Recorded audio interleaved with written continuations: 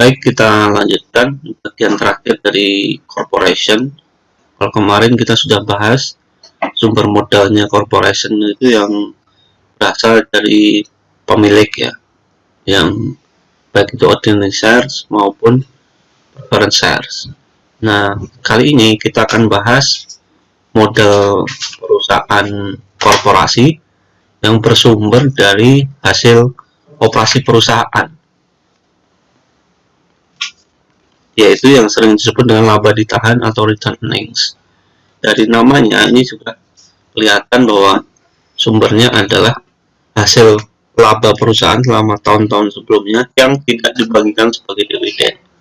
Kemarin kita tahu bahwa yang hasil operasi itu sebagian didistribusikan kepada pemilik sebagai dividen. Yang nggak dibagikan sebagai dividen ini dikip oleh perusahaan sebagai return earnings.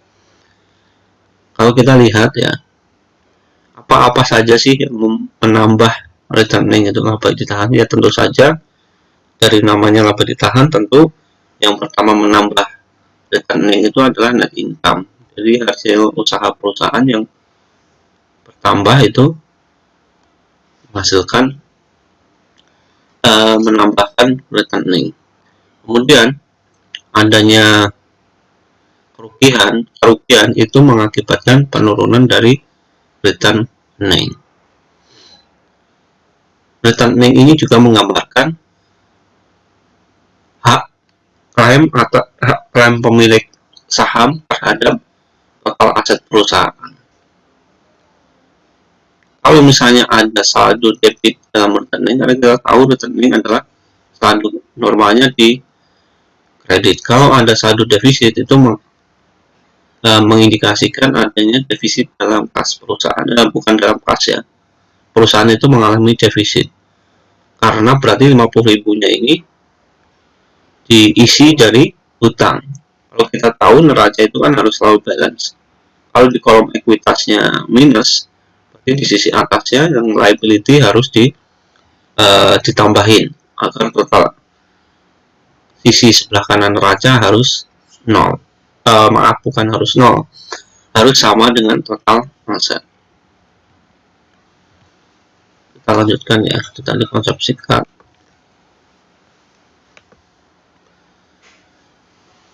Selain bertambah dan berkurang, return earnings itu kadang-kadang juga ada pembatasan.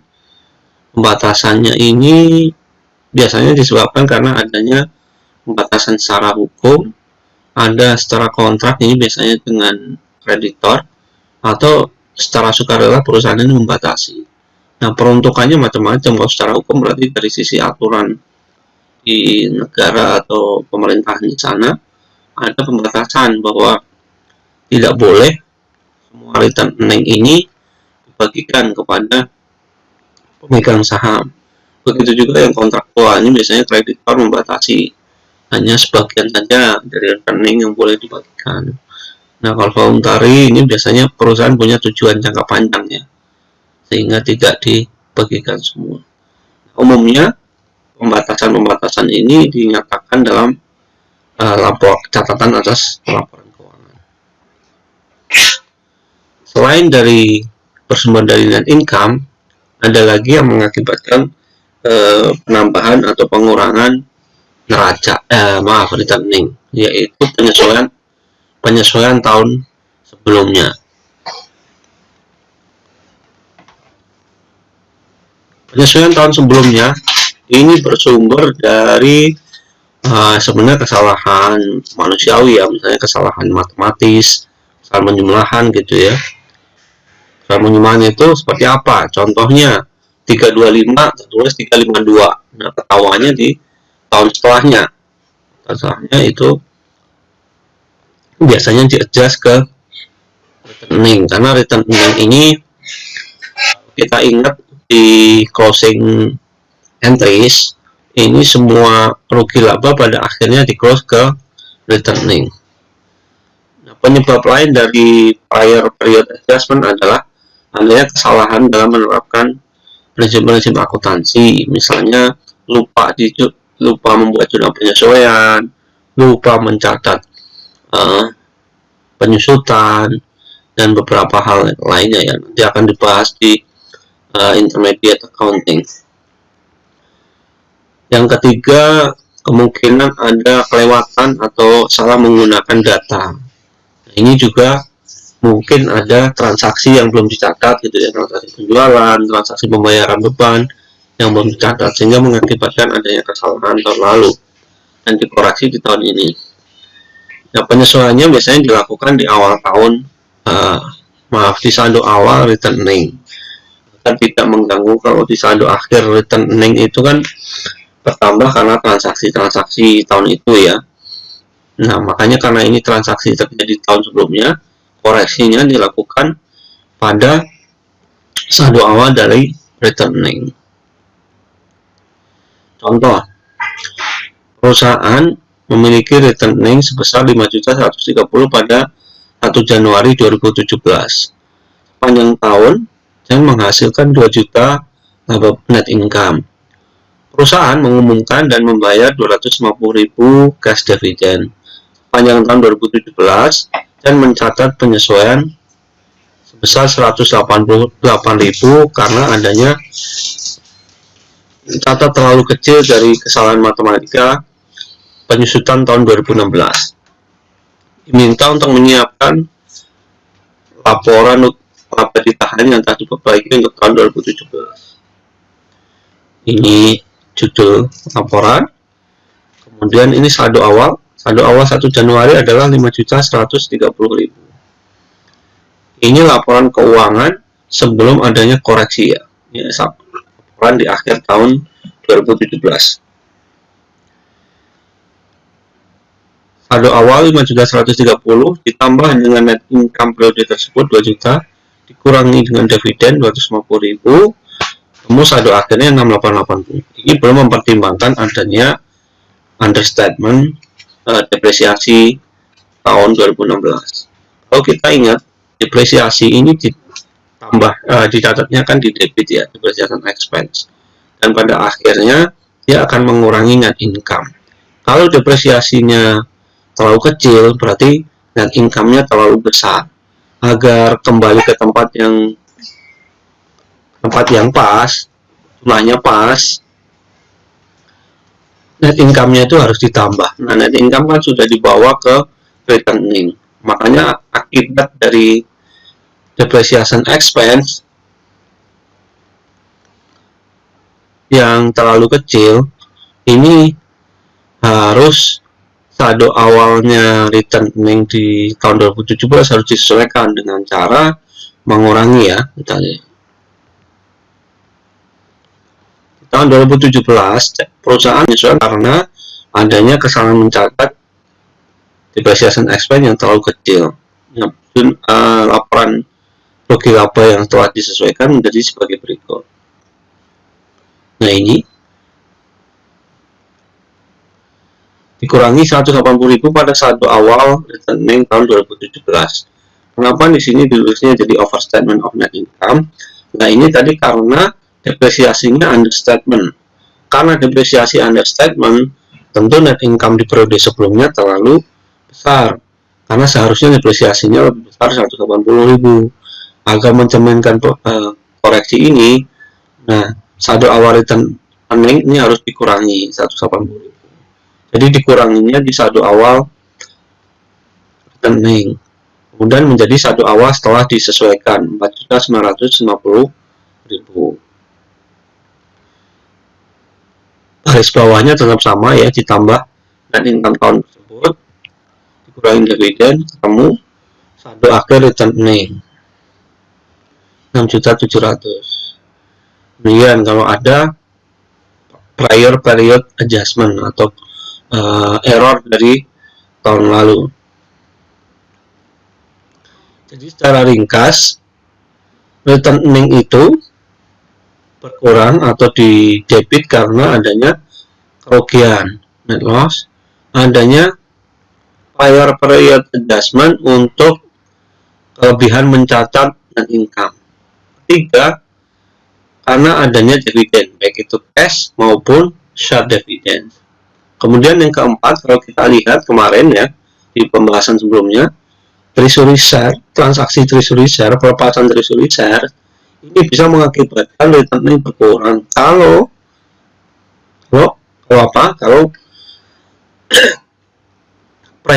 share premium dari treasury share-nya sudah habis, tapi treasury share-nya tetap dilepas dengan harga di bawah nilai perolehannya. Jadi share premium stoknya sudah habis, sehingga harus mengurangi returning. Nah, apa yang mengakibatkan penambahan returning?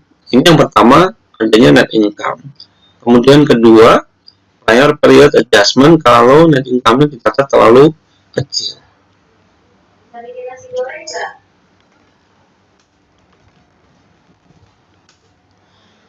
Trivia ya. Berikut ini adalah hal-hal yang dilaporkan dalam returning statement. Mana yang bukan? A. Cash and share dividend. Dividend tentu dia mengurangi returning. B. Net income and net loss. Nah, ini juga income menambah returning, sementara net loss mengurangi returning. Sales revenue. Revenue sepertinya tidak ya. Sales revenue masuknya di income statement. Meskipun pada akhirnya nanti di income statement kan net income-nya yang dibawa ke returning. D. Prior period adjustment. Penyesuaian tahun periode sebelumnya. Sepertinya jawabannya C. Iya.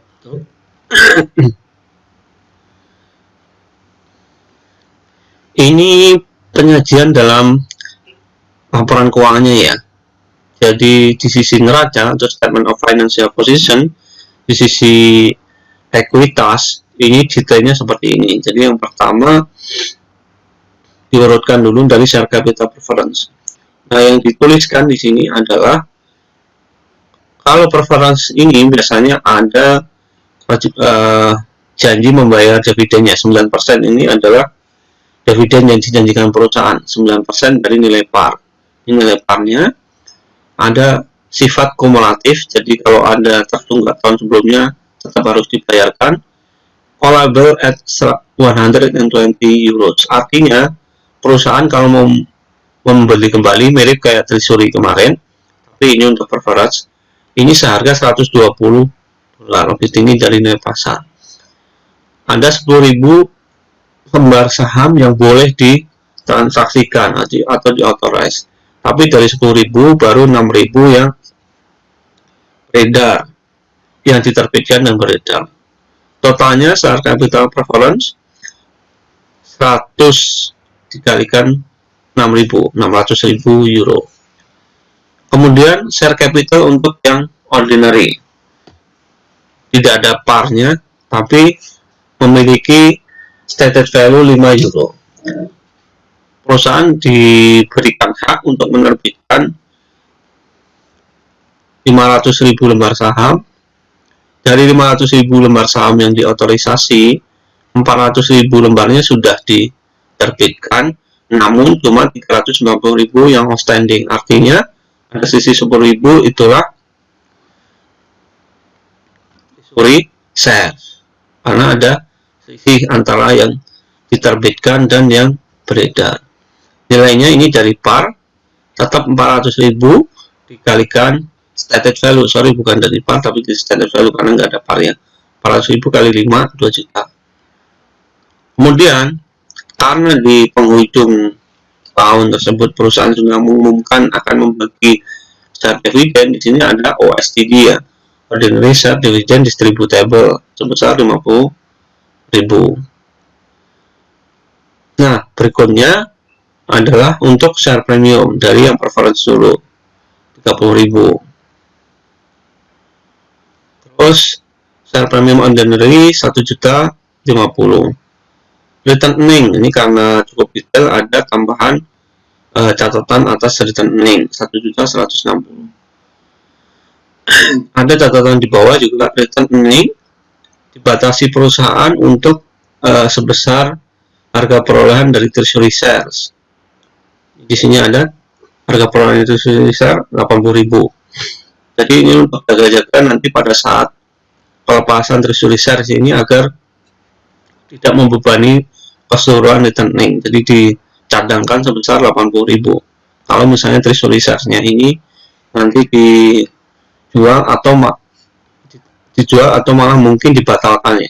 Kalau treasury shares dibatalkan itu tidak dijual, tapi jumlah lembar saham yang beredar dan yang diterbitkan perusahaan jadi berkurang karena dianggap sudah tidak berlaku gitu ya, dicabut lah istilahnya. Terakhir, pengurangan dari treasury shares sebanyak 10.000 lembar saham. Di sini totalnya 80.000, berarti nilai atau harga perolehannya dari treasury adalah 80.000 dibagi 10.000, 8 euro, lebih tinggi dari stated value. Nah, analisis untuk yang perusahaan korporasi ini biasanya yang dipakai adalah return on ROE ya. ROE-nya dari ordinary shareholder, return on ordinary shareholder equity. Jadi tingkat pengembalian atau tingkat imbal investasi terhadap jumlah lembar saham yang beredar. Ini rumusnya adalah kita hitung dulu net income-nya berapa, kemudian dikurangi dengan dividen untuk saham preference, dibagi dengan rata-rata jumlah saham biasa. Ini adalah satu awal tahun, ini satu akhir tahun. Nah, karena tidak ada saham preference di sini, net income-nya ini berarti semuanya haknya pemegang saham biasa, dibagi dengan rata-rata total saham biasa, ordinary shareholder equity, 8.047 ditambah 8.597 dibagi 2, karena rata-rata ya, satu awal ditambah satu akhir dibagi 2. Nah, ketemu ROE-nya, return on ordinary shareholder equity, 15,2%. Apakah ini rendah atau tinggi? Nah, ini harus kita bandingkan dengan perusahaan sejenis dalam pasar ya. 15%. Tapi yang jelas ini kan lebih tinggi dibandingkan tingkat bunga deposito. Nah, ini kalau kita salah satu cara melakukan analisis adalah membandingkan dengan data historis. Nah, perusahaan memiliki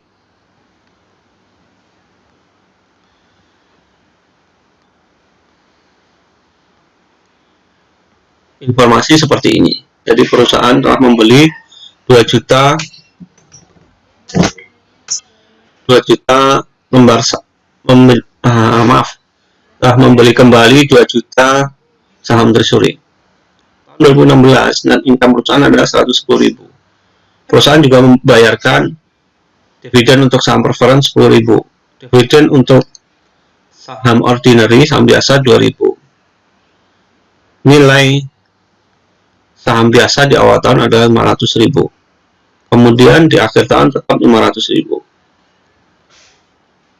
Kemudian di 2017 net income-nya 110, dividen preferennya sama, sementara untuk ordinary-nya berkurang.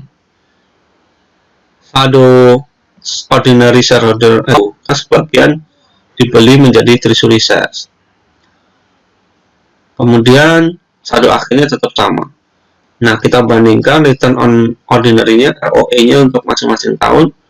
Di 2016,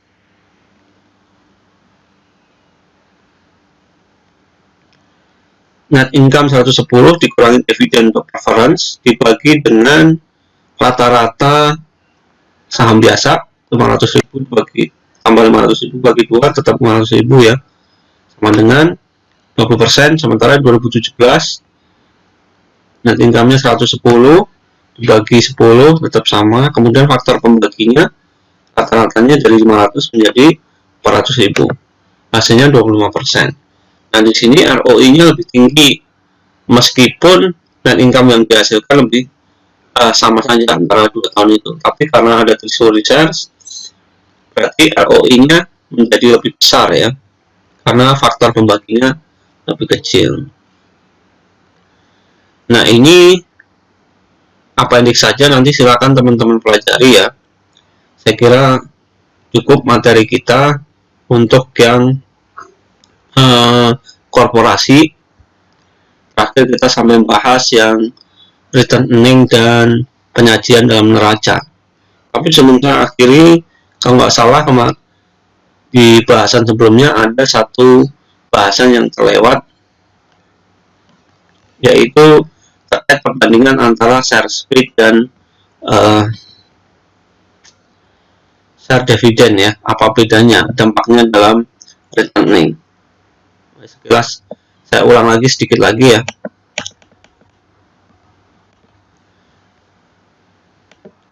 Oke, saya lanjutkan.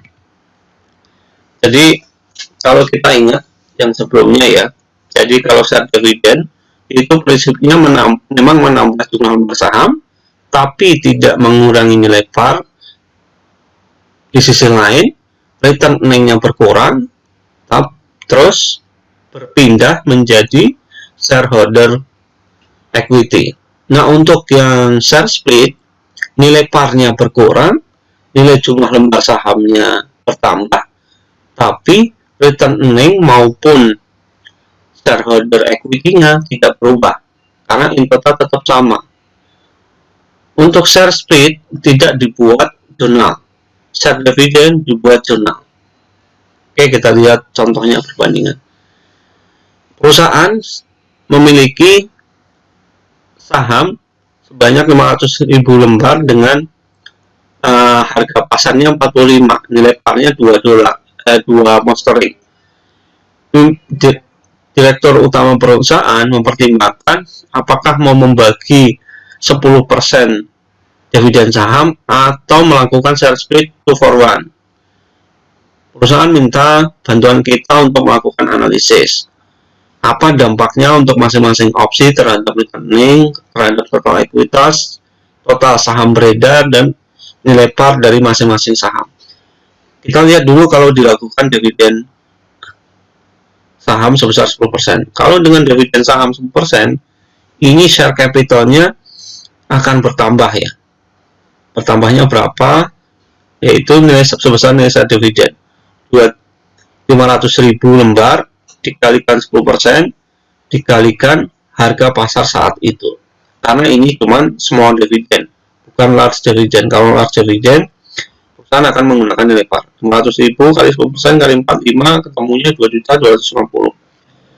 Nah, dengan adanya share dividend ini, di sini nanti return earning-nya akan berkurang 2.250, sementara share capital atau premiumnya akan bertambah 2.250. In total, equity-nya tidak berubah.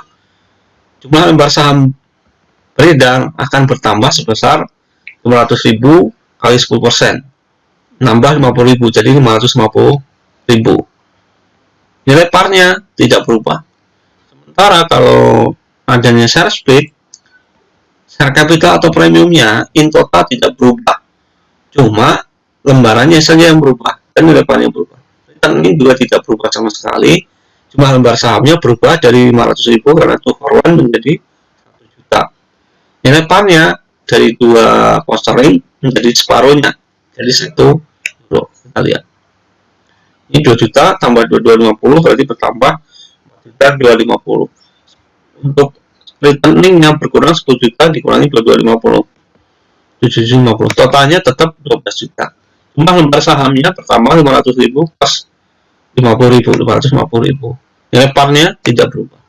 Sementara kalau share split, share capital tidak berubah, return earning tidak berubah, totalnya tidak berubah, tapi jumlah lembar saham yang beredar tambah 2 kali lipat menjadi 1 juta lembar. Nilai par-nya menjadi separuh. Itu bedanya antara share split dan share dividend dalam neraca dampaknya ya. Saya kira sampai di sini. Mudah-mudahan cukup jelas. Kalau misalnya Anda belum jelas, nanti bisa kita diskusikan bersama ya. Makasih.